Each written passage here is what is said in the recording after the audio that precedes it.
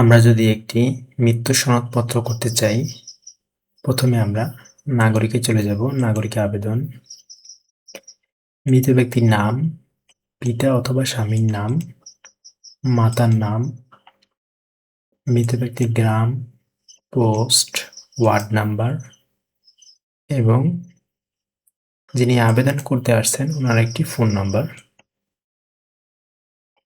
তথ্যগুলো আমরা পূরণ করে নেব। যদি তথ্যগুলো পূরণ হয়ে যায় তো আমরা সাবমিট করুন বাটনে ক্লিক করব।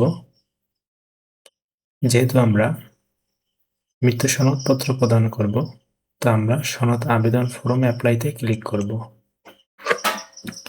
সনদপত্র নির্বাচনকরণ থেকে আমরা মৃত্যু সনদ সিলেক্ট করে, যেহেতু আমরা সনদটি বাংলা দিব, এটা বাংলায় রেখে দিব। এরপরে সাবমিট বাটনে ক্লিক করব।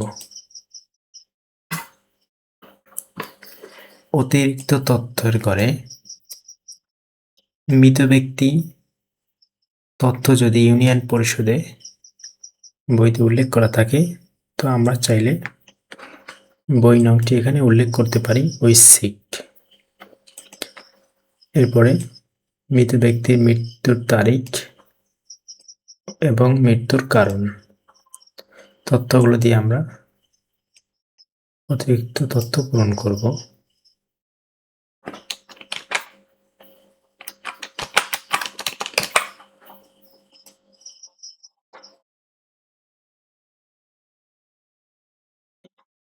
অতিরিক্ত তথ্য পূরণ হয়ে গেলে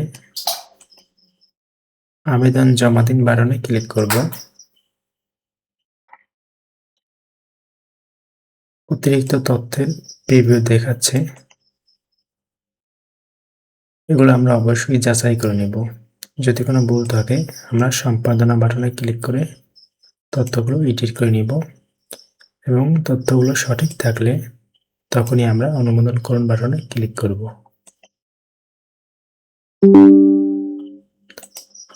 তো আমরা এভাবে একটি মৃত্যু সনদপত্র করতে পারি।